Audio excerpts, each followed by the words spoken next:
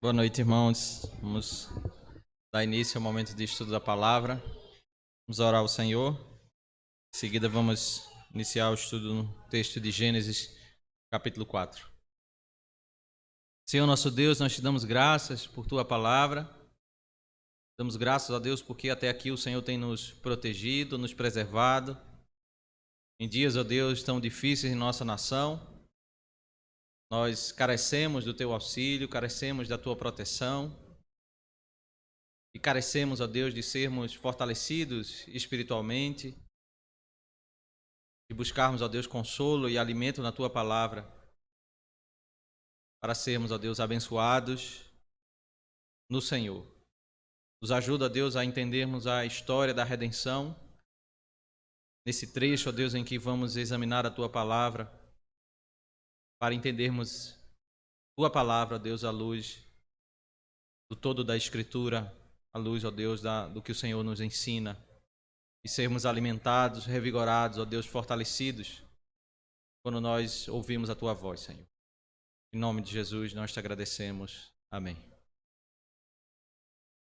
Gênesis capítulo 4 inicia uma nova sessão do livro, do capítulo 4 ao capítulo 11, que trata das duas descendências. Depois de falar a parte introdutória, capítulo 1, 2 e 3, criação, queda e redenção, nós chegamos a esse momento de tratar do desenvolvimento daquilo que foi dito em Gênesis capítulo 3, 15. Existem duas descendências e isso é explanado a partir do capítulo 4 ao capítulo 11. Mais do que duas histórias, mais do que duas pessoas, Caim e Abel, eles retratam dois tipos de pessoas. Se você for lá para 1 João capítulo 3, verso 12, vai dizer que nós não devemos ser como Caim, porque ele era do maligno. E João vai trabalhar isso muito bem na primeira carta de João, sobre os filhos de Deus e os filhos do diabo. Esses dois tipos de pessoas que existem no mundo.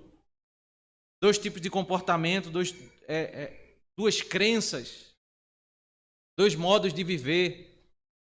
Porque essa narrativa, ela é não apenas um evento singular no passado, mas reflete esse padrão na história da humanidade, esses dois tipos de pessoas. Os filhos de Deus e os filhos do diabo. Versículo 1 e versículo 2 destaca, depois da narrativa, que é a sentença do Senhor sobre homem, mulher, serpente e a própria terra. Aqui nós temos a continuidade da história. Homem e mulher agora estão fora do jardim e Deus havia dito que ela ia sentir dores de parto, o que significa que ela ia ter filhos. O texto narra o nascimento de filhos quando diz: Adão teve relações com Eva, a sua mulher. Ela ficou grávida e deu à luz a Caim. Então ela disse: adquiri um varão com auxílio do Senhor. Depois deu à luz Abel, irmão de Caim. O modo como foi escrito o texto não é propriamente depois deu à luz a Abel, mas é em seguida. E aí os comentaristas eles entendem que se tratou de um parto de gêmeos, porque o modo como foi escrito o texto é o modo que se descreve o parto de gêmeos. Um nasceu e logo imediatamente sai o outro, Caim e em seguida Abel. Aquela mulher que havia pecado, havia se rebelado contra o Senhor, contra o ensino do Senhor, ela agora se arrepende do seu comportamento passado, e ela tem um comportamento diferente, a sua palavra é diferente. Ela diz: adquirir um varão com o auxílio do Senhor. O nome Caim, ele vem desse termo, adquirir. Eu recebi do Senhor. Ela coloca o nome do menino em referência a esse conceito de ser uma dádiva de Deus, de ser dado por Deus. Deus apesar do pecado deles, apesar da rebelião deles, Deus foi até eles e deu uma vida. com o auxílio do Senhor, o Senhor foi até eles, abençoou eles, deu uma criança como dádiva para eles. Mas em seguida, o texto diz que deu à luz a Abel, irmão de Caim. Abel foi pastor de ovelhas e Caim foi lavrador, agricultor.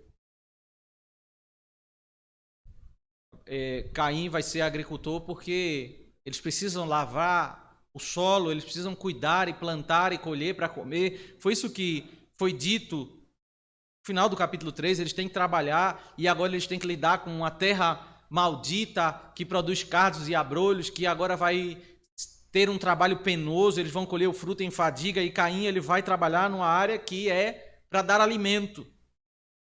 E por que Abel escolheu ser pastor de ovelhas? Qual o objetivo de ser pastor de ovelhas nesse contexto? O que vocês acham?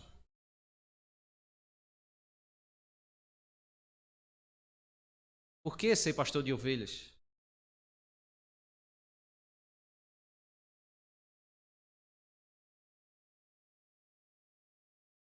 Para produzir roupas, certamente traria isso, né, de benefício.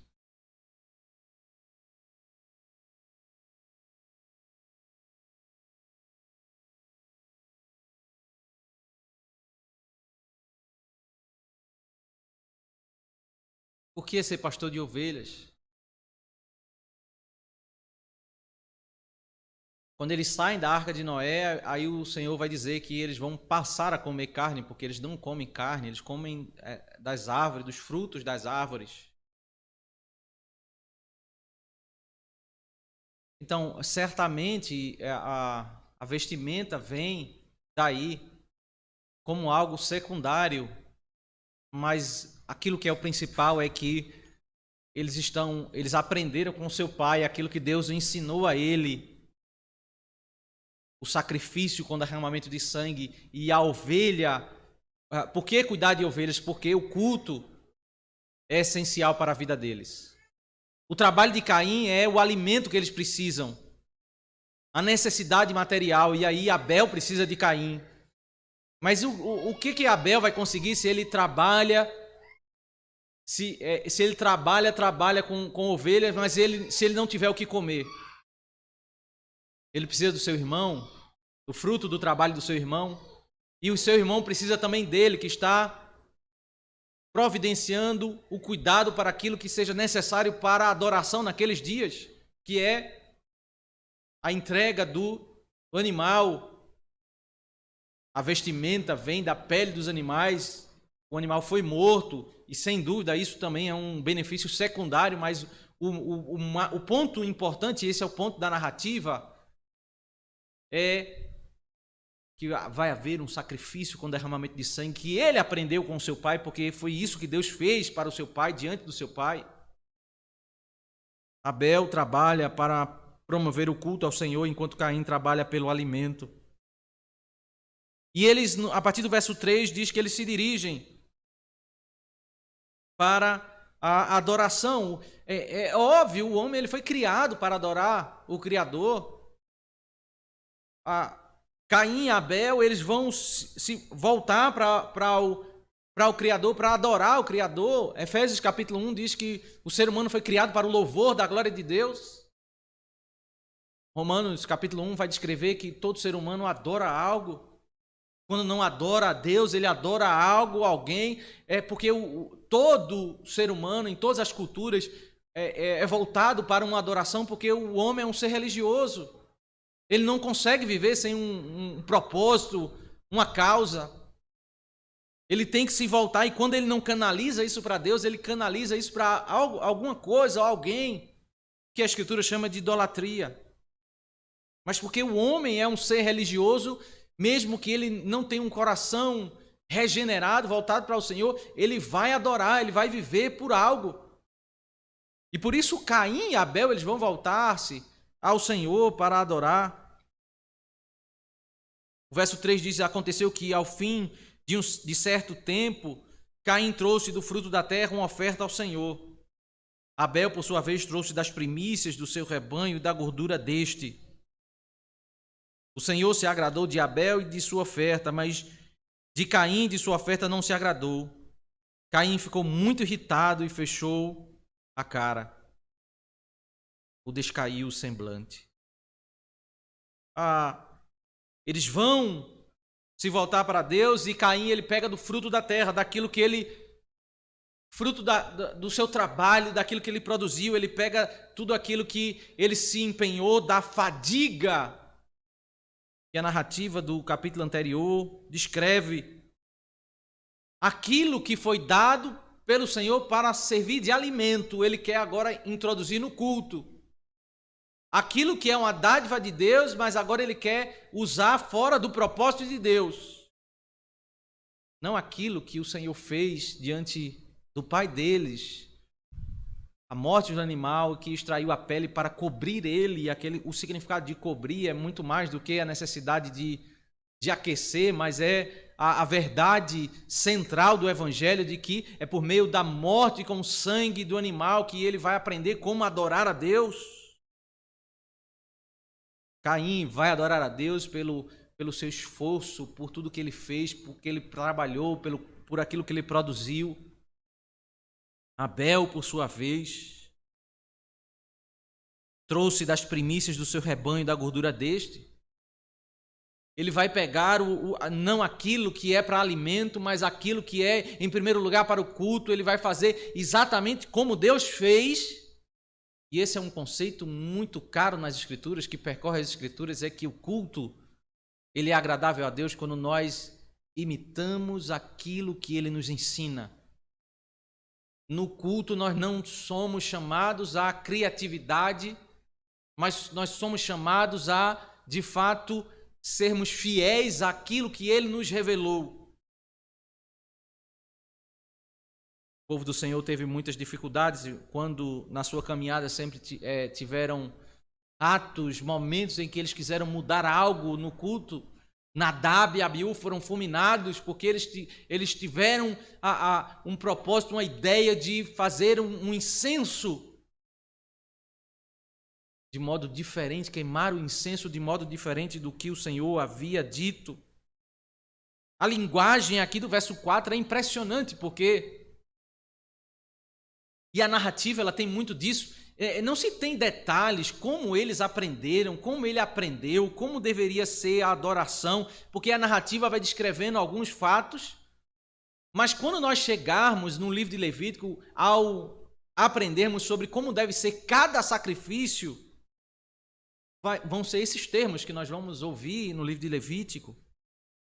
Trouxe das primícias do rebanho, da gordura deste. Esse é o sacrifício conforme Deus estabelece no livro de Levítico, que não está registrado a legislação aqui. Mas Abel não tirou isso da sua criatividade, ele tirou isso porque Deus havia mostrado a ele, havia feito o sacrifício, e aqui, por esse aprendizado, ele vai fazer o sacrifício ao Senhor. Ora, as Escrituras e vão dizer isso em Levítico 26, verso 26, que o sacrifício deve ser das primícias. Levítico 1, verso 4 e 5, que deve ser das ovelhas do rebanho. Levítico 3, verso 3 ao 5, que deve ser da gordura dele. E quando chega no Novo Testamento, em Hebreus capítulo 11, vai dizer que Abel, ele pela fé no Messias, pela fé no Senhor que se revelou a ele, ele ofereceu o sacrifício mais excelente porque obteve testemunho de ser justo. Veja, foi pela fé, Deus se revelou a ele, ele creu na revelação e ele vai ao Senhor pela fé. A adoração de Caim, ela representa, por outro lado, a adoração de alguém que vai a Deus pelos seus próprios méritos, alguém que vai a Deus pelas suas obras. Ele entende que pode conquistar por aquilo que ele faz, ele pode ser aceito por Deus, ele pode ser salvo. E a adoração de Abel, ela entra na narrativa de Hebreus capítulo 11 como um dos exemplos de um homem que entregou a adoração pela fé no Messias. De modo que se eu olho para essa narrativa e vou fazer o comparativo de que a adoração de Abel ela foi aceita por causa da bondade de Abel e a adoração de Caim foi aceita porque o coração de Caim não era bom, era mau, e aí eu coloco o critério no mérito do homem e no demérito daquele outro. Estou lendo a narrativa bíblica bem diferente de como Hebreus capítulo 11 nos explica. Porque Hebreus capítulo 11 vai dizer não é que Abel é uma pessoa melhor. Na realidade, nós temos dois pecadores. Dois homens ímpios que merecem um inferno como toda a humanidade. E não há quem possa se achegar a Deus senão por meio do mediador. O que faz a diferença é que Abel, ele creu no Messias que viria. E ele externa essa fé apresentando um sacrifício com derramamento de sangue, que o sacrifício por si só não perdoa pecados, Hebreus vai dizer isso, mas a fé no Messias que viria, que era representada por aquele sacrifício.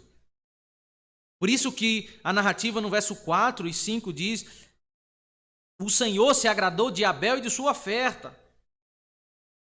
O Senhor, literalmente o texto hebraico diz assim, o Senhor olhou para Abel e para a sua oferta. O significado é esse mesmo, ele se agradou. É porque na Escritura, quando quer dizer que o Senhor se agradou de nós, a Escritura usa essa linguagem, o Senhor olhou para nós. O Senhor se agradou desse culto e se agradou dessa pessoa, porque a pessoa que não vai até o Senhor por meio de Cristo, por meio da fé em Cristo, ele não tem o prazer do Senhor, o Senhor não se agrada dele, nem do culto dele.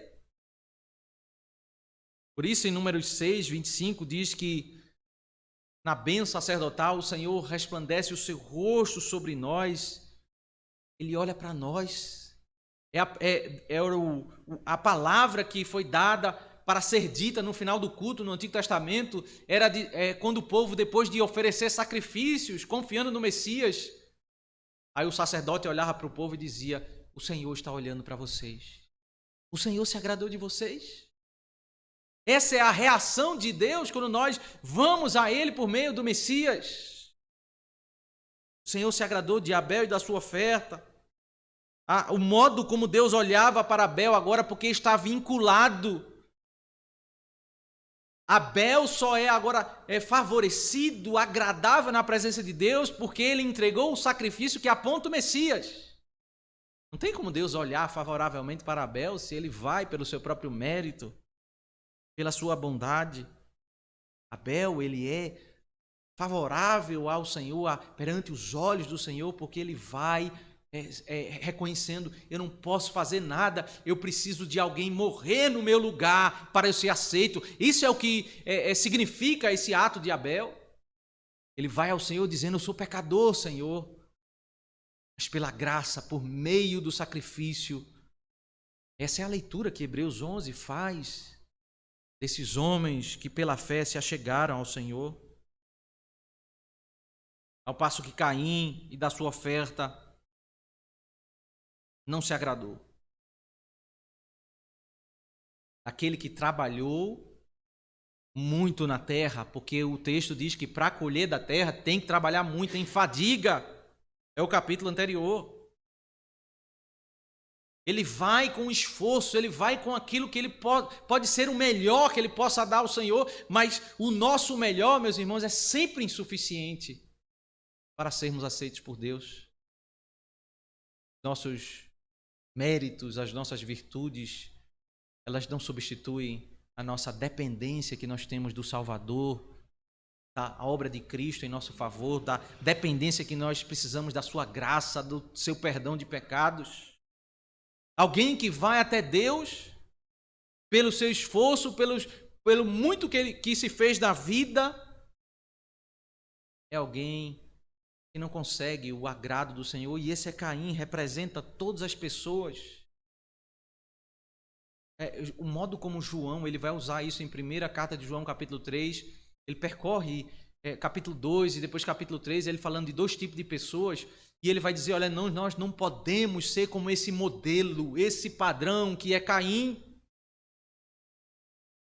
porque de fato tudo o que as pessoas fazem, toda religião, as diferentes religiões que são fundamentadas no mérito humano, elas são todas, ainda que com suas particularidades, elas são unidas em um sentido, elas seguem um modelo de Caim, de tentar se achegar a Deus pelo seu próprio mérito.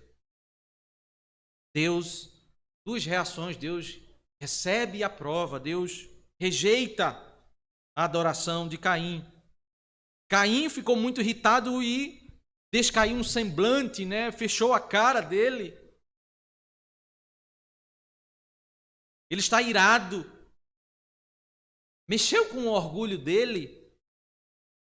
A ira é porque ele criou uma expectativa, aquilo ali frustrou ele completamente. Ele criou uma expectativa, ele não entregou, ele não esperou uma reprovação, porque ele não entregou algo qualquer. Ele entregou algo que, na perspectiva dele, era algo muito substancial. Ele criou a expectativa de uma aprovação e, por isso, a sua ira.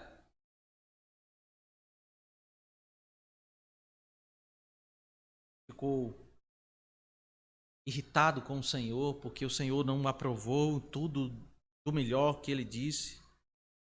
E o Senhor vai até ele, então o Senhor lhe disse: por que você anda irritado e por que essa cara fechada? Se fizer o que é certo, não é verdade que você será aceito? Mas se não fizer o que é certo, eis que o pecado está à porta, à sua espera. O desejo dele será contra você, mas é necessário que você o domine. Está irritado porque o coração orgulhoso dele, que confiava no seu próprio mérito, foi ferido. O semblante dele externava isso. Mas o Senhor, que é aquele que é justo, que é de fato o verdadeiro padrão daquilo que é correto, aquilo que é errado, daquilo que é digno de aprovação, aquilo que deve ser reprovado, ele diz: se você não fizesse certo, você não seria aprovado? Ou seja, você fez errado. Você não deve ficar irritado quando Deus estabelece um julgamento dizendo que está errado, porque Ele é o padrão de justiça. Caim, ele ficou irritado porque ele não aceitou o julgamento de Deus. No julgamento dele, aquela adoração, aquelas obras entregues eram suficientes para serem aprovadas. Caim poderia ter se arrependido. Ele já aprendeu. Ele volta, vai ao seu irmão, pega um animal, oferece um sacrifício e vai novamente adorar o Senhor. Ele já aprendeu como. Mas o seu orgulho toma o coração dele. Ele não quer seguir pelo caminho de Abel, da adoração por meio do Messias. Ele quer pelo seu mérito. Ele não quer mais adorar o Senhor. Ele não quer voltar ao Senhor. E é interessante como o Senhor fala como o pecado, ele é um caminho para uma desordem cada vez maior. Porque ele já estava pecado, ele já tinha pecado quando ele foi adorar de modo indevido. Ele pecou novamente quando ele ficou irritado contra Deus. Ele estava demorando a se arrepender. Aí o Senhor diz: olha, se não fizer o que é certo, eis que o pecado está à porta à sua espera. Literalmente o texto diz assim: o pecado ele está acampado na frente da sua porta. Que figura interessante, né? Para dizer, olha, cuidado que a situação vai piorar. Você cometeu o primeiro pecado, você cometeu o segundo pecado e agora já tem um acampamento do pecado na tua porta e ele está prestes a entrar. Ou seja, tudo está indicando que você vai cometer um novo pecado. Você tem que dominar. Mas todo o cenário está indicando que você vai pecar, porque o desejo dele será contra você, mas é necessário que você o domine. A pessoa não adora a Deus corretamente, não quer se arrepender dos seus pecados, o desejo de um coração desse que peca e mais peca é cada vez mais desejar coisas contra a vontade de Deus. O caminho não é um caminho de aproximação a Deus, é um caminho cada vez maior de distanciamento. Então é isso que Deus está dizendo, olha, você está num caminho de degradação, de distanciamento, você não está caminhando para restaurar as coisas, você está caminhando para a sua própria destruição. Como Caim reagiu diante disso? A partir do verso 8. Caminho do coração endurecido, verso 8 ao verso 12. Caim disse a Abel, seu irmão, vamos ao campo. Estando eles no campo, Caim se levantou contra Abel, o seu irmão, e o matou.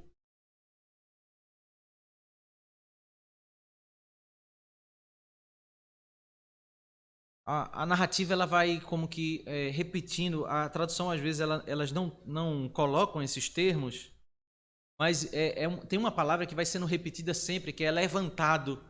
E tem essa ideia de ser aceito, ser aprovado. Quando no versículo 7 diz, não é verdade que você será aceito? Se você fizer certo, não é verdade que você... literalmente, não é verdade que você será levantado? A ideia é que você vai ser aceito. E esse termo ele vai sendo usado para atos diferentes. Aqui no verso 8 é a mesma palavra que vai sendo usada agora para o levantar. Não é o levantar de uma pessoa abençoada por ser aprovada, justificada pelo Senhor, mas é o levantar do pecado, porque Caim não se dirigiu ouvindo as orientações de Deus de como deveria adorar, se arrepender do seu pecado. O pecado que estava acampado realmente entrou na porta, entrou no seu coração, porque ele maquinou. Ele fez algo semelhante que a serpente, porque a serpente se aproxima da mulher e se apresenta como uma amiga, como alguém que quer ajudar, que quer dar uma nova perspectiva sobre o mandamento de Deus, mas na realidade a serpente quer destruir a mulher. E Caim também se apresenta como amigo do seu irmão. Vamos ao campo. Caim se levantou contra Abel, seu irmão, e o matou. Ele não se arrependeu do seu pecado, ele teve ira, e essa narrativa é um padrão nas Escrituras, porque João vai dizer, 1 João, que de fato é por isso que o mundo nos odeia, o povo que não serve a Deus, eles odeiam quem serve a Deus, eles odeiam a causa de Cristo, porque assim como Caim odiou Abel, os ímpios, essa guerra, ela vai existir, existe um conflito, existe uma inimizade estabelecida, esse é o termo dito em Gênesis capítulo 3. Então, a proclamação daqueles que defendem um ecumenismo, né, talvez chegarmos a um ponto de uma paz mundial, uma harmonia mundial, isso é completamente contrário ao que vai acontecer em Apocalipse, que é descrito em que esses dois grupos eles vão cada vez mais caminhar numa separação até que haja um conflito terrível. Quando em Apocalipse capítulo 11 fala que vai chegar um momento em que as igrejas serão mortas, fechadas, porque os ímpios odeiam a igreja. Isso é uma das profecias do final dos tempos. E que eles vão estabelecer uma festa no calendário. Eles vão trocar presentes quando a igreja for fechada, não puder mais testemunhar do evangelho. Tamanho é para isso que caminha a história. Não é para uma harmonia, porque esses dois povos, essas duas sementes, eles se odeiam. Ele tem um ódio pelo seu irmão. Ele leva em secreto. E nós temos aqui o primeiro assassinato. Interessante, Abel, no versículo 1, começa a narrativa de Eva grávida. E a primeira vez que surge a palavra Abel é no verso 2. E no verso 8 ele já morreu. Surge no verso 2 e no verso 8 ele já foi assassinado. Ele fez aquilo em secreto. Caim e Abel foi assassinado em uma narrativa muito curta. Aí o termo Abel, no meio judaico, ele passa a ser um adjetivo de tudo aquilo que é passageiro. Quando alguém quer descrever, um judeu quer descrever algo que é passageiro, ele diz, isso é Abel. Por causa disso, por causa dessa rapidez, ele apareceu e morreu. Aí Salomão, escrevendo o Eclesiastes, ele diz, tudo na vida é Abel, que é traduzido em nossas Bíblias, vaidade. Essa palavra no original é Abel. Tudo é Abel na vida. Aí passa a descrever como as coisas na vida, nós não podemos ter o coração aqui, como se aqui fosse eterno, porque na realidade tudo aquilo, essa vida aqui é passageira, nós temos que ter o coração na eternidade. Vivemos essa vida olhando para o propósito do homem, que é glorificar a Deus e viver com Ele para sempre. Porque tudo aqui é Abel, passageiro. O Senhor vai até Caim para confrontar ele, verso 9. O Senhor disse a Caim, onde está Abel, o seu irmão? O Senhor, que é onisciente, onipresente, ele viu o que ele fez às escondidas, o que aparentemente ninguém estava vendo, percebendo. O Senhor já sabia o que estava maquinado no coração dele. Mas a pergunta é a mesmo padrão do que o Senhor fez a Adão e a Eva. Adão, quem te fez saber que você estava nu? Você comeu da árvore que eu te ordenei que você não comesse? A pergunta é a oportunidade de nós nos dirigirmos a Deus e reconhecermos o nosso pecado. A pergunta não revela aquilo que Deus não sabe, mas é Deus graciosamente indo ao pecador dizendo, se arrependa, confesse. A confissão ela é libertadora. Quando o homem abre o seu coração, que por meio de Cristo todo o pecado é perdoado. Mas aquele que não adora por meio do Messias, aquele que não confia nos méritos do Messias e confia em si mesmo, é o mesmo que também tem um coração endurecido e não tem prazer na confissão. Na realidade, ele retruca a Deus afrontosamente quando ele diz, não sei, por acaso sou guardador do meu irmão? Ele mente e ele ainda reclama como se Deus não devesse fazer aquela pergunta para ele. Eu sou responsável por ele e eu tenho que prestar contas dele. Ele não tem qualquer respeito pelo Senhor.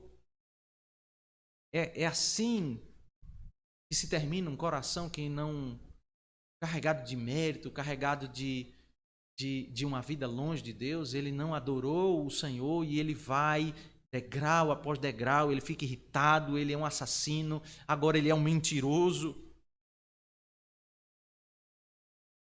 Ele é rebelde contra o Senhor, mas o Senhor vai e confronta ele, e o Senhor disse, verso 10, o que foi que você fez?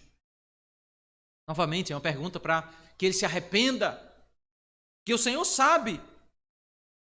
O Senhor quer, a perspectiva dele é que ele fez algo escondido e ninguém está vendo, ninguém percebe o que ele fez às escondidas, mas Deus quer mostrar exatamente o contrário, como isso não pode passar desapercebido aos olhos de Deus. E o Senhor diz, a voz do sangue do seu irmão clama da terra a mim.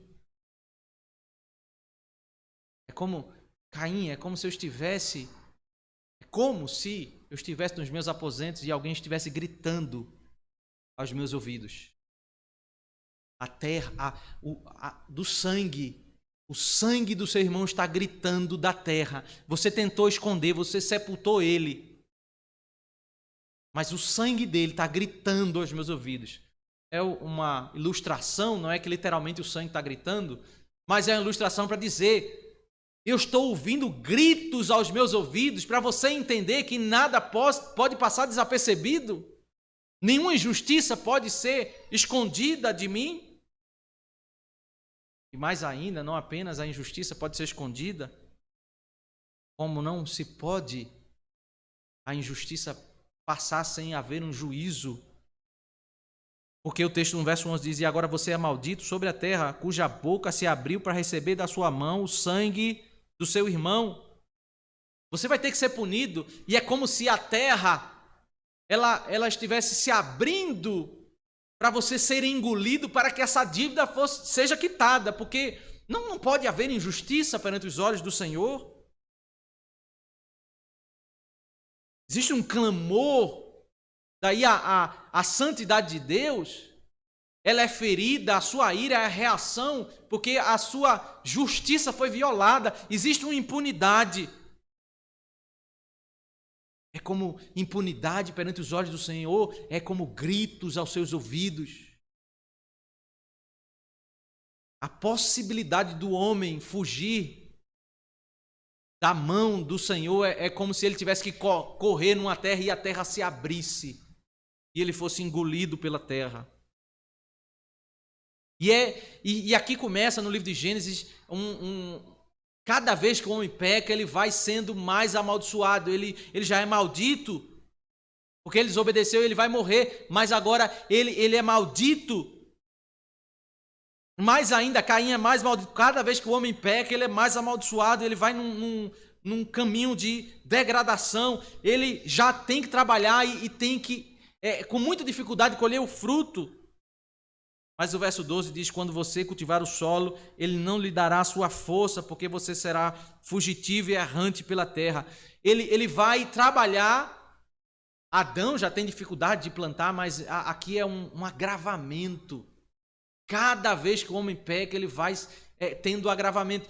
Veja, ele pecou, ele é expulso do jardim, mas ele continua comendo as frutas e se alimentando.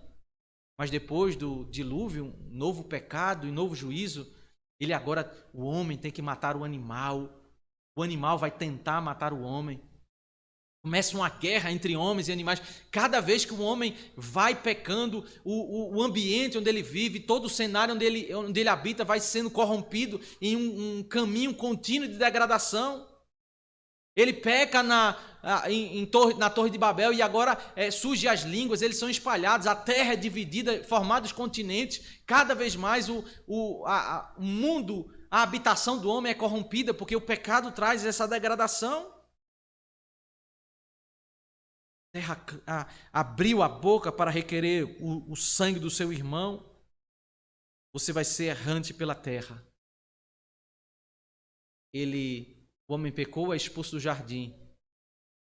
E aqui, pela narrativa, eles estão vivendo em um certo lugar, próximo do jardim.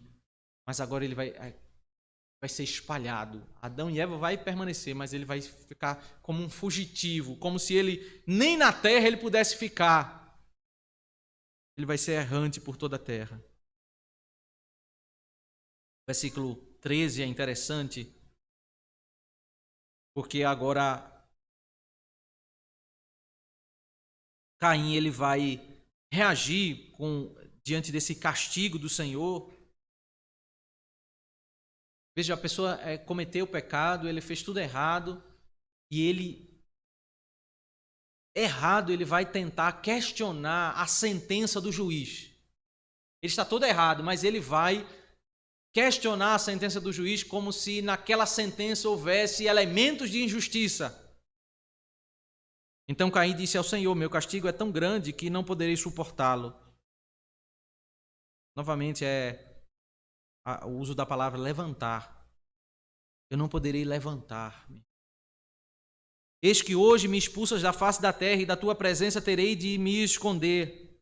Serei fugitivo e errante pela terra. Quem se encontrar comigo me matará. A sentença do Senhor não era que Caim fosse morto. O Senhor não autorizou a morte de Caim naquele contexto. Caim se dirige ao Senhor dizendo que a sentença dele foi muito pesada e que isso vai provocar pessoas a cometerem outro pecado, que é tentar matar Caim. Então ele tenta questionar a integridade de Deus, dizendo o seguinte, olha, pessoas vão cometer pecado tirando a minha vida. É muito pesado isso.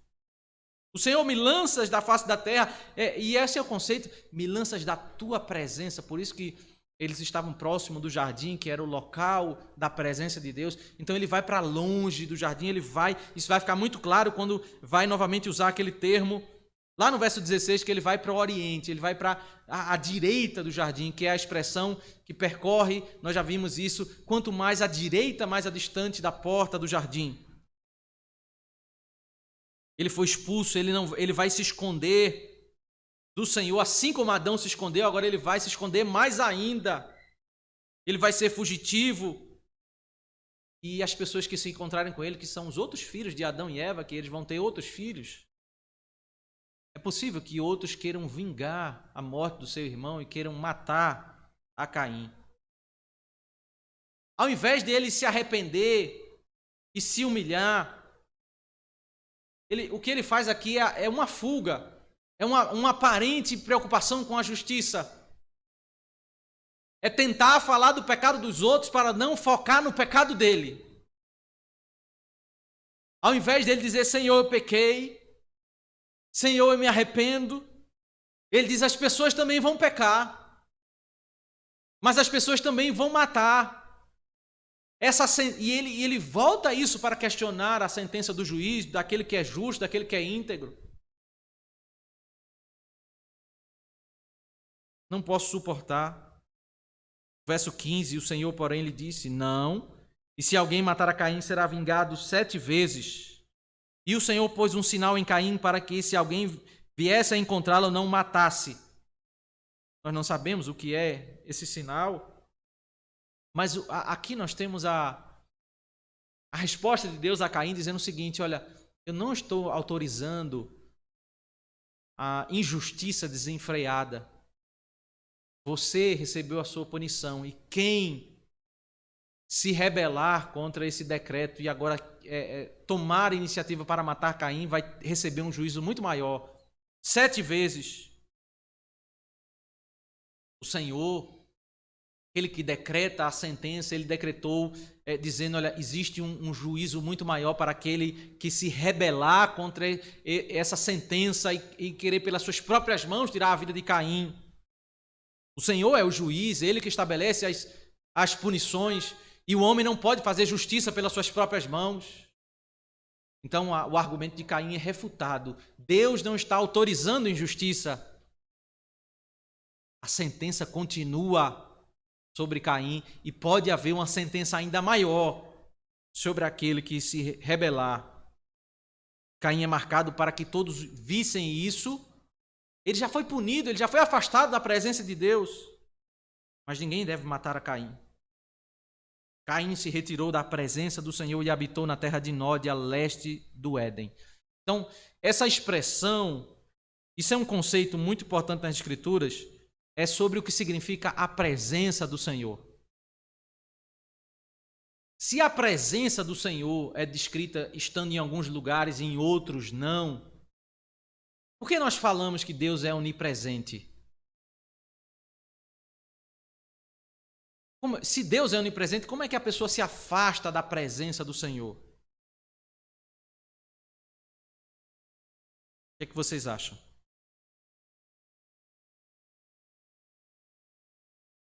Então,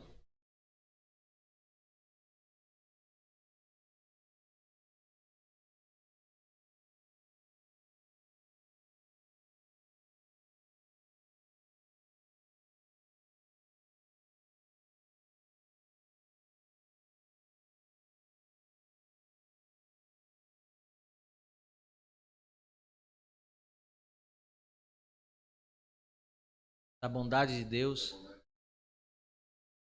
será?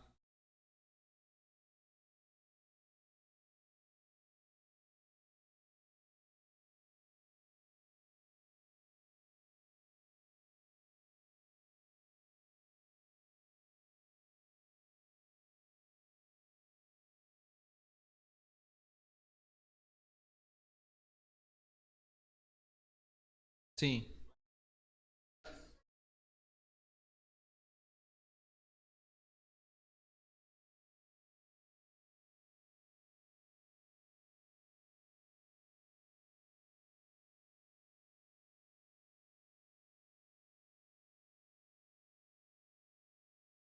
Tá, mas perceba, esses comentários eles estão caminhando numa direção assim, a presença é o lugar da bênção e longe da presença é algo totalmente contrário a isso, né? A ira. Mas me parece que próprio povo de Deus que caminha em comunhão com Deus, eles em um dado momento eles não estão na presença de Deus. Não estar na presença de Deus não significa estar literalmente na injustiça ou no pecado.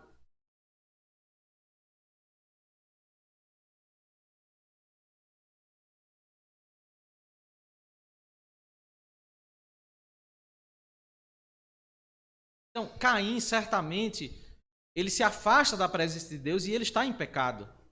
Mas o conceito que eu estou trazendo é que me parece que essa expressão ela não é somente utilizada nisso. Vou usar um exemplo aqui. Quando Moisés, juntamente com o povo, naquele episódio do bezerro de ouro, ele está no monte, o povo se corrompe, ele desce e ele pede perdão a Deus, Deus perdoa. O povo está perdoado. E aí o povo vai caminhar e Deus diz, eu não vou permanecer a minha presença no meio de vocês, um anjo vai guiar vocês e eu vou me afastar. Percebe? Eles estão caminhando dentro da vontade de Deus, quer andar, mas a presença do Senhor não está com eles. Essa expressão ela vai percorrer o Antigo Testamento. A presença é sempre um termo associado a essa intimidade com Deus na adoração. A presença é exatamente, de fato Caim ele vai para o caminho do pecado, longe da justiça, mas a presença está muito mais associada ao lugar onde eles estão ali habitando, que é próximo ao jardim, que é o local do culto. Por isso nós temos o hábito de orarmos, quando estamos orando no culto, Senhor, nós estamos entrando na Tua presença.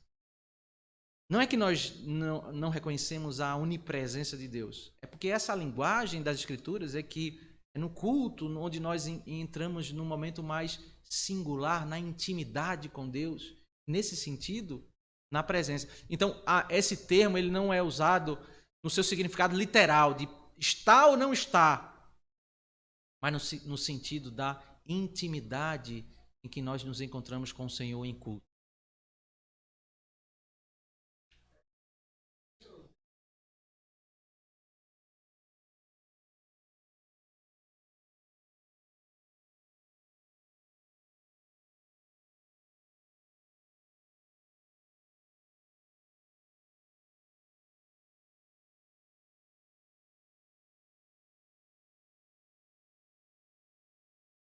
Sim. Então, a linguagem, essa é a complexidade. Deus, ele não tem corpo. Ele está em todo lugar. Mas ele usa uma linguagem que é usada por nós, de presença física. Eu estou presente na sua casa. Eu vou lhe visitar, eu estou presente na sua casa. Eu saí da visita, então eu estou ausente. Essa linguagem, ela é usada de modo figurado, não literal, para representar o relacionamento com Deus. O ponto que eu quero destacar não é totalmente associado ao crente incrédulo. Quem está na presença de Deus é o crente, quem está fora da presença de Deus é o incrédulo. Mas essa linguagem vai percorrer a Escritura, destacando até próprio aos crentes. Os crentes, a hora estão na presença de Deus e ora não estão na presença de Deus. Essa linguagem ela está associada muito mais à questão do culto, da adoração. Quando nós entramos na presença do Senhor. Em Hebreus vai se usar uma linguagem que é o mesmo conceito, mas vai dizer que quando nós estamos na adoração, nós entramos no Santo dos Santos. Nós entramos no mais íntimo da presença de Deus. Então, o que ele está falando? Ele está falando ali sobre culto. Depois que ele disse que as pessoas não deveriam deixar de congregar, de se reunir para adorar, ele diz, nós devemos entrar à presença de Deus, que ali nós entramos no Santo dos Santos. A arca é o símbolo da presença de Deus, porque é o local onde Deus manifesta a sua glória e ali é o lugar onde nós temos o mais íntimo da sua presença. Nós ouvimos Deus, nós nos relacionamos com Ele. Ali o sacerdote apresenta as orações e queima o incenso, porque ali é que Deus aspira o cheiro suave, ali se derrama o sangue. É o mais íntimo, é o contato mais íntimo do Senhor. Deus está em todo lugar. Mas onde é que eu tenho um contato mais íntimo? No Antigo Testamento é dentro do Santo dos Santos, porque o Senhor aparece em cima da arca. É a arca da sua presença. Então essa linguagem, por que ele se afastou da presença do Senhor? Que ali é o local onde eles se encontram com Deus, né? Isso é uma linguagem que em Êxodo 19 vai se dizer que o culto é o local do encontro com Deus. Veja, Deus está em todo lugar. Mas como é que a Escritura usa essa linguagem, que é uma linguagem para seres humanos? Nós nos encontramos. Porque no culto é um momento onde nós nos encontramos com Deus de modo singular, onde Ele fala conosco, nós respondemos a Ele, nós entregamos as orações, entregamos os cânticos. Então esse padrão aqui, ele sai da presença do Senhor. Essa expressão ela vai percorrer as Escrituras, né? Que na adoração é que eles vão se adentrar à presença do Senhor, tá? Esse texto ele nos ensina alguns conceitos. Primeiro é que nós fomos criados para a adoração, e isso, o ser humano foi criado para a adoração. A reação de Caim e Abel é a evidência muito clara do que existe em todos os povos. Você pega os relatos das tribos indígenas mais isoladas, eles têm as práticas religiosas deles, eles não, mesmo que não tiveram contato com nenhuma outra comunidade, eles têm. Por quê? Porque eles tentam a própria maneira deles adorar, porque o ser humano ele é um ser religioso, ele tenta adorar de alguma forma. Ele vai, sem as Escrituras, ele vai tentar adorar o sol, adorar a lua, ele vai estabelecer regras e preceitos, né, pervertidos.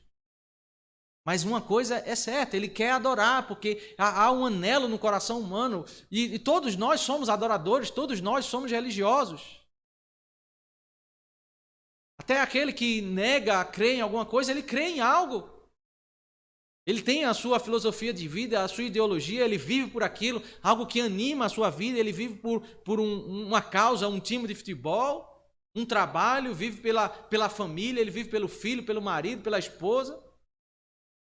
O ser humano ele foi criado para adorar, e quando nós não entregamos a adoração devida ao Senhor, nós terminamos entregando isso a outra coisa, outra pessoa. Nós substituímos, é isso que Romanos 1 fala. Nós aprendemos também nesse texto que a adoração devida é pela fé.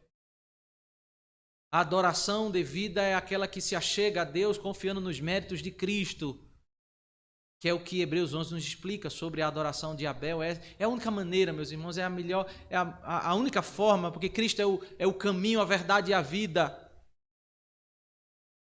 Cristo veio ao mundo para morrer porque não há outro caminho. Ninguém foi salvo no Antigo Testamento senão por Cristo. Quem não creu em Cristo não foi salvo, porque não há possibilidade de salvação sem Cristo. Eles criam no Cristo que viria, na palavra que era pregada do Evangelho, e dessa forma, pela fé no Cristo que morreria no lugar deles, eles adoravam a Deus. E esse texto nos ensina quais são as terríveis implicações de uma pessoa que não crê no Salvador e não adora o Senhor, não se achega. Ele fica irritado com Deus, fica irritado com o próximo, ele se torna um assassino, se torna um mentiroso, se torna um rebelde, e ele é apartado mais e mais. Ele já está fora do jardim e agora ele vai para mais longe. É uma vida de pecado e pecado, maldição sobre maldição. Essa é a vida de uma pessoa longe de Deus. Enquanto que uma pessoa que caminha na luz do Senhor, a Escritura diz que ele é transformado de glória em glória pelo Senhor, o Espírito. É um caminho de restauração. Desde que tem uma vida, nossa vida é Abel, é breve. Mas esse caminho de breve da nossa vida é um caminho de restauração. Nós somos falhos, pecadores, mas nós caminhamos para lutar contra o nosso eu. Nós caminhamos, e aí o exercício da igreja, né, no culto, na vida devocional, nós estamos continuamente fazendo o exercício de adorador, que é confessar os nossos pecados. A primeira coisa que o crente faz ao chegar diante de Deus em suas orações, em seus momentos de relacionamento com Deus, é dizer: Senhor, Tu és grande, eu sou pequeno, Tu és cheio de glória e eu sou pecador, me perdoa pelos nossos pecados. Nós não chegamos diante de Deus como fariseu, batendo no peito dizendo, o fariseu é o modelo de Caim, né? Eu fiz isso, eu fiz aquilo, eu faço isso, eu faço aquilo. Não é o tipo de adoração que agrada a Deus. O fariseu volta rejeitado para casa, assim como Caim. Porque não é o tipo de adoração que agrada a Deus. A adoração que agrada a Deus é aquela que olha para a glória do mediador. Só Ele tem glória, só Ele tem merecimento. Nós não somos nada. E é esse tipo de adoração que Deus se agrada. Aquela que reconhece os seus pecados e começa a caminhar tentando mudar de vida. Queria abrir aí para os irmãos fazerem colocações, perguntas.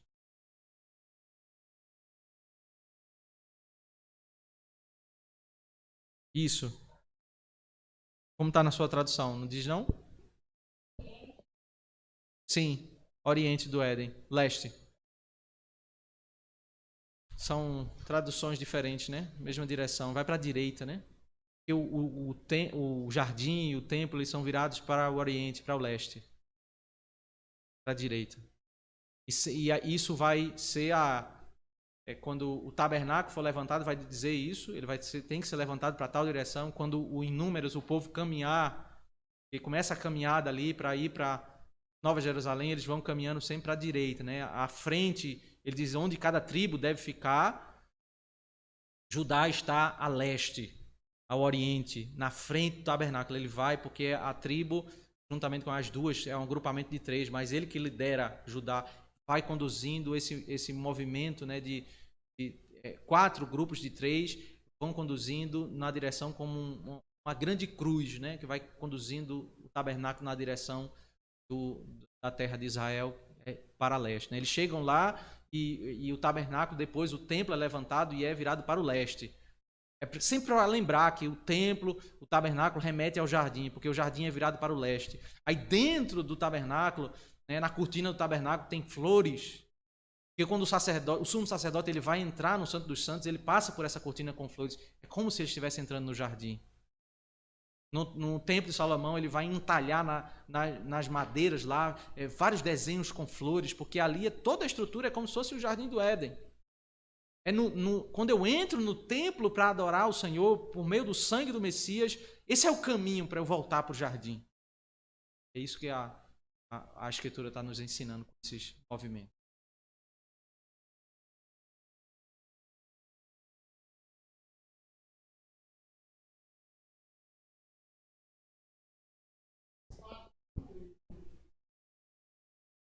Nunca mais ouviu falar de Caim?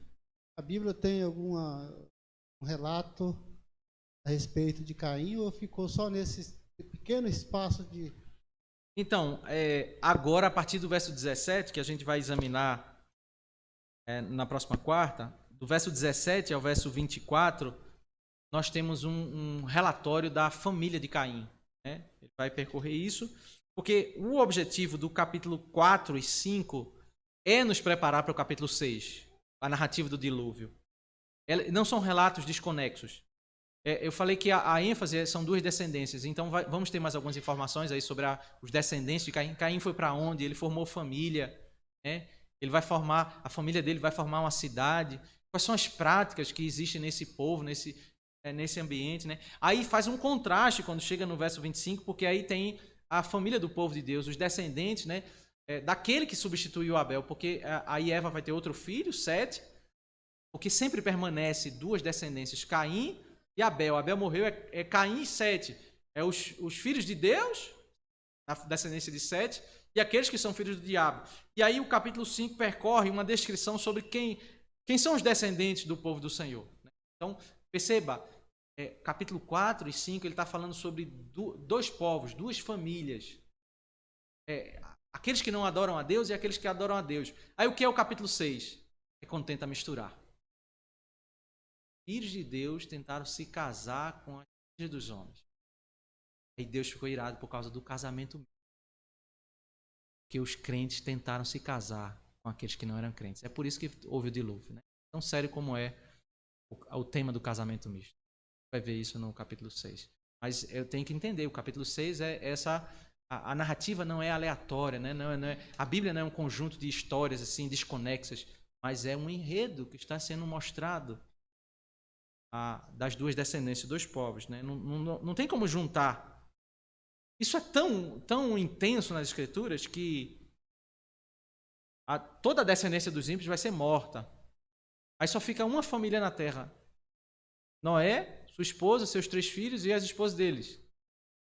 Aí eles entram na arca. Quando eles saem da arca, tem um filho dele que comete algo errado, desrespeita seu pai. Aí o neto de Noé vai ser amaldiçoado. Ou seja, volta ao tema das duas descendências. Canaã, filho de Cã, e toda a sua descendência. Então volta ao tema, sempre vai ter duas descendências. E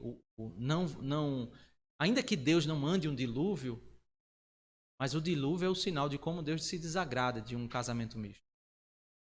Tentar juntar, se não fossem diferentes, como se os 2 modos de vida, os 2 modos de adoração, eles fossem a mesma coisa. Esse é o desagrado de Deus. Pastor, mais uma colocação minha, que serve para todo mundo.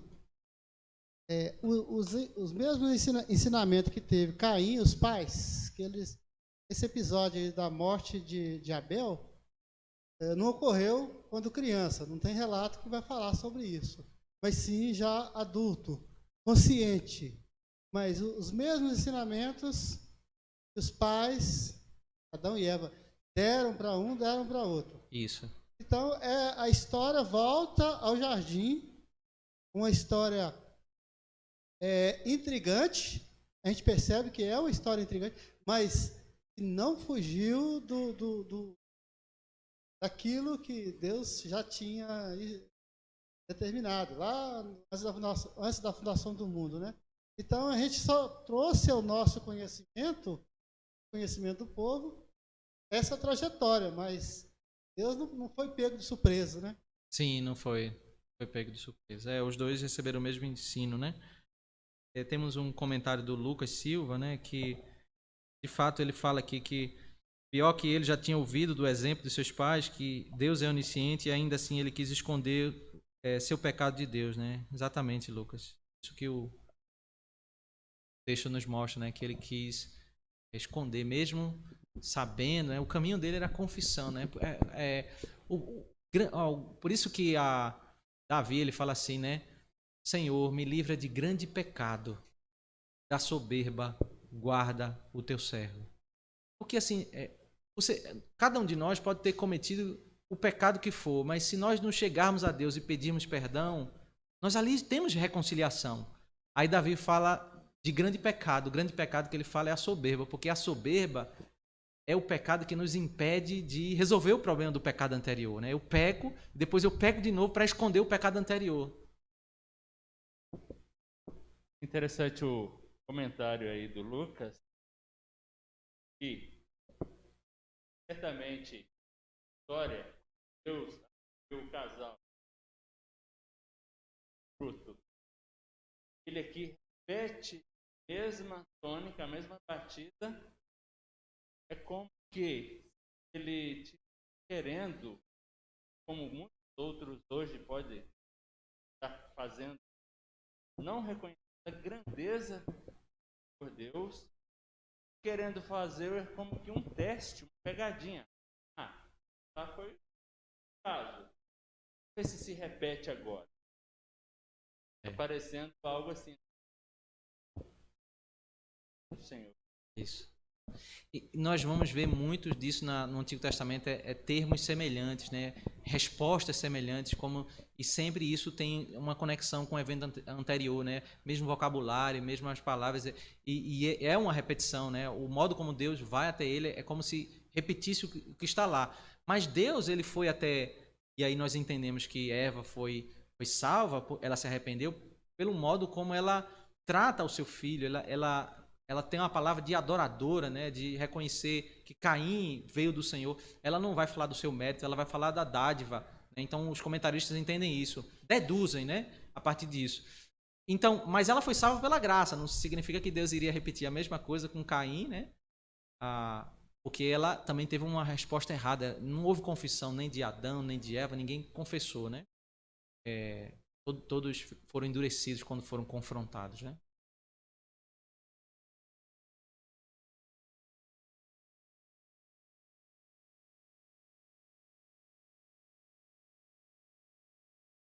Há um conceito, um princípio de conceito, porque a cidade de refúgio, a gente está num período inicial do crescimento populacional. Chega um momento que quando há um número muito maior, que aí chega o estabelecimento das cidades de refúgio, de como tratar civilmente, uma legislação bem mais extensa civil, de como tratar o pecado do assassinato, aí vai ser estabelecido que ele vai ser morto.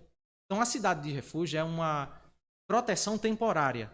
Porque quando uma pessoa mata a outra, ela pode ir para a cidade de refúgio, ficar protegida até o julgamento, mas se ficou comprovado que ela matou, ela vai ser morta. Então é um pouco diferente de Caim.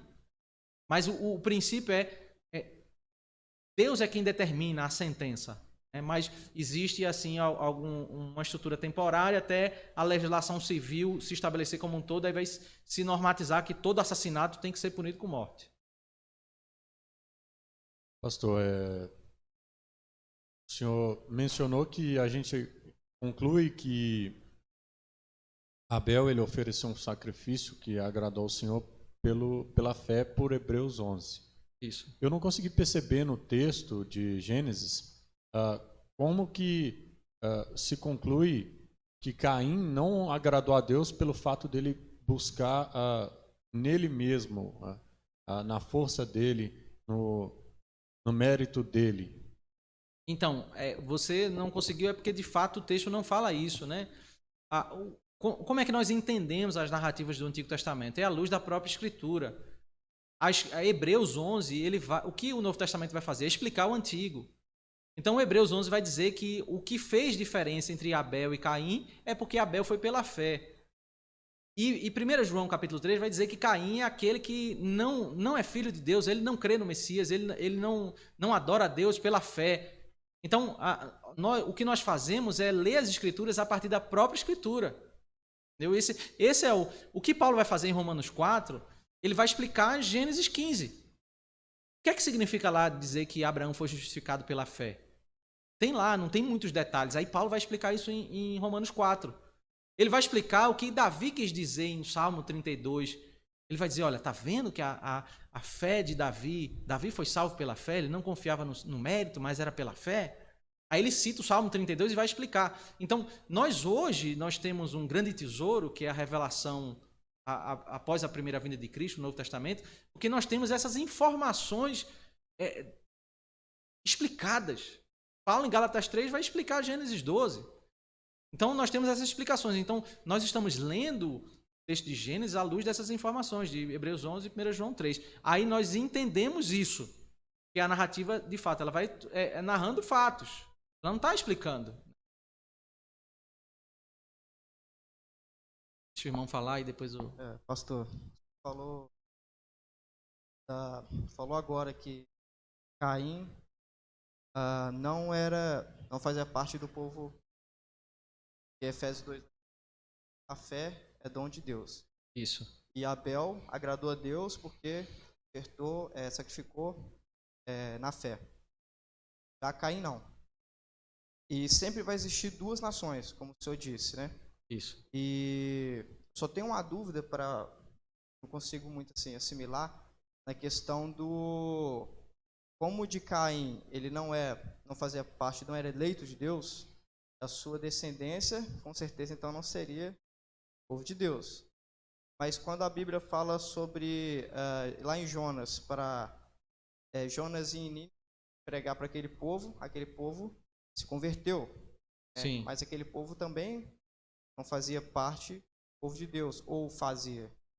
Então, o que Paulo vai nos explicar exatamente isso em Romanos capítulo 9 é dizendo o seguinte, olha, os filhos de Deus não são necessariamente os filhos da carne.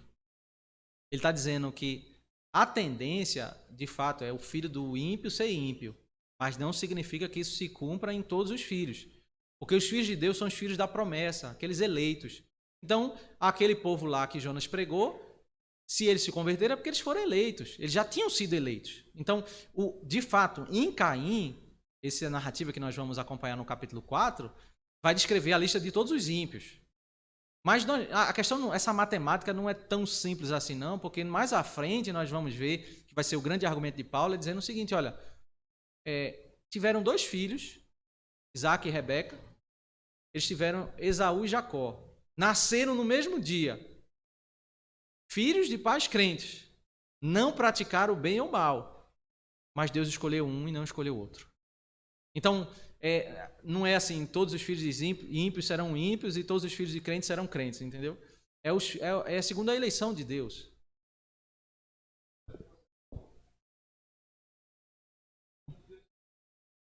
Sim, perceba que a narrativa de Gênesis não entra nesse nível de detalhamento, mas é à luz do Novo Testamento, de Efésios 1, de Romanos 9, ele vai dizer, antes que vier a fé, Deus escolheu, e como resultado dessa escolha, os homens respondem com fé, que é dada pelo próprio Senhor.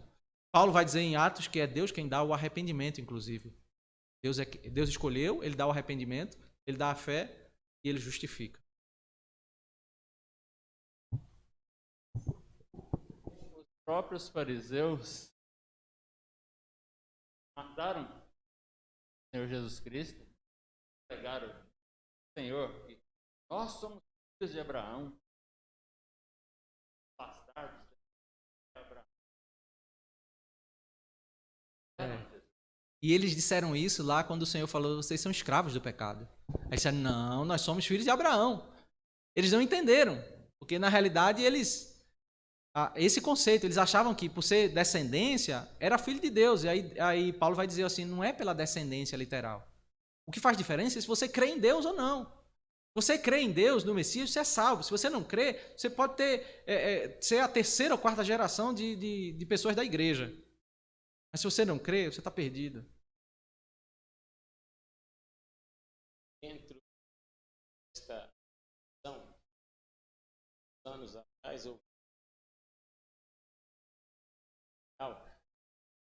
alguém serviu aos nossos olhos, já idoso, na cama de hospital, visitado por ele, sabedor também, queria visita, perguntou se podia orar. Ele expressou da seguinte forma, não me fale desse Deus, quero ouvir desse Deus. Entendeu a situação de alguém que teve a trajetória servindo a Deus na nossa visão humana. Tem a ver com o Caim também? Então, é sempre difícil quando nós tentamos discernir, né, quem são os salvos, quem não são. Não é um caminho muito bom. Uma vez os apóstolos até sugeriram isso ao Senhor, né? Senhor, vamos passar a foice lá, arrancar o joio? Ele disse, não. Porque ao tentar arrancar o joio, vocês podem arrancar o trigo. A ilustração do trigo e joio é porque eles se parecem. Então, só Deus sabe, né, quem são de fato os salvos. O papel da igreja não é sair marcando quem é salvo, quem não é. Nós cremos que nós devemos ter a certeza da nossa salvação pessoal, mas cada um vai dar conta de si, né? O que nós vemos, né, nós podemos fazer inferências, fazer alguma análise. Será que o cidadão nunca foi salvo, foi servo, né? Mas são reflexões limitadas, né? Porque o Senhor, ele não quer que nós saibamos de fato. Os apóstolos queriam passar a foice. Quem dera se nós tivéssemos um leitor, né, para identificar, a gente já barrava na entrada, né? Quem não é eleito, mas o Senhor disse, os apóstolos foram os primeiros a propor isso, mas ele disse, não dá. Porque vocês vão tentar fazer isso e vão errar. Então não dá para saber, né? Existem muitos casos desse tipo, né? Pessoas que para saber, né? Para saber, uma pessoa que viu o comportamento de Pedro, né, negar o Senhor, poderia dizer, tá aí um incrédulo, né? Mas ele sempre foi crente. Não é que ele se converteu depois, ali foi um pecado, mas ele sempre foi crente. Então, é difícil, né, fazer isso. Não dá para fazer essa matemática, não. Tem uma pergunta aqui da Marina, fala assim, pastor, falando sobre o tabernáculo, refletir o retorno ao jardim e sendo a nossa reunião em culto de adoração a Deus, essa busca a Deus seria também um reflexo do retorno ao jardim? Sim. A Escritura, inclusive, o livro que vai mais destacar isso é, de fato, o livro de Hebreus, que vai usar a linguagem do tabernáculo para dizer que Cristo é o Cordeiro que foi morto. Veja, ele usa toda a linguagem do tabernáculo para descrever como é o sacrifício de redenção e a adoração. E aí quando chega, porque o grande problema do livro aos Hebreus, né, a carta ali, é que as pessoas estão abandonando o culto e voltando para o judaísmo. E aí o autor diz assim, olha, é no culto quando nós entramos no Santo dos Santos. Aí diz assim, oferecemos sacrifícios de louvor com lábios que confessam o seu nome. Ou seja, tudo aquilo que era feito no Antigo Testamento matando o animal, o paralelo disso é quando nós fazemos cantando louvor, entrando no culto. Nós entramos no Santo dos Santos, que é o paralelo com o jardim. Então, nós estamos entrando na presença de Deus quando nós estamos adorando ao Senhor. Por isso, se fala sobre culto solene. Por quê? Porque é um momento com reverência. A gente está entrando na presença de Deus. Não é um momento corriqueiro. Por isso, esse conceito de culto com reverência e santo temor. Mais alguma pergunta, alguma colocação? Então vamos orar.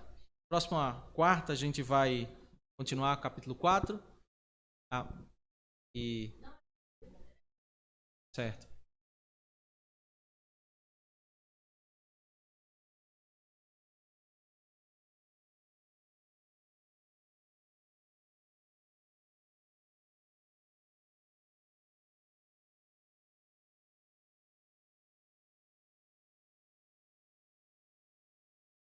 Então, pedido de oração pelo filho de Dona Carlita. Isso.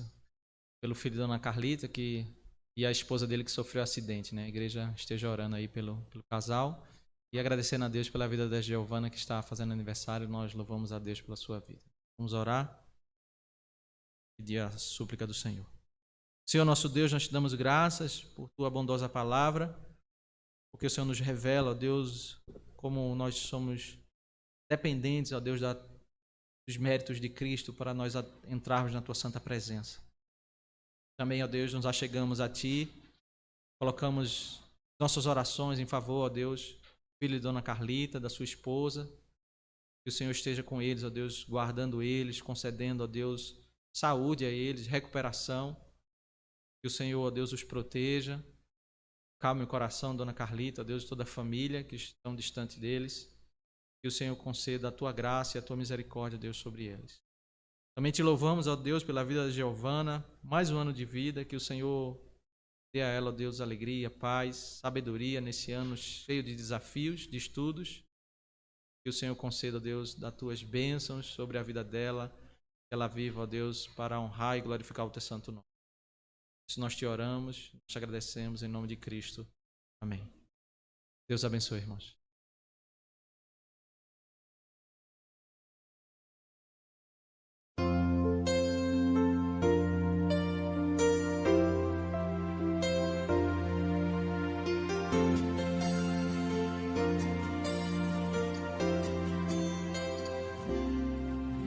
Recebi um novo coração do Pai,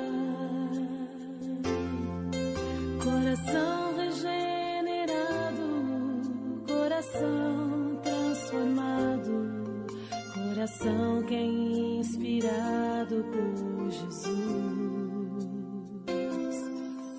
Como fruto deste novo coração, eu declaro a paz de Cristo, te abençoo, meu irmão. Preciosa é a nossa comunhão.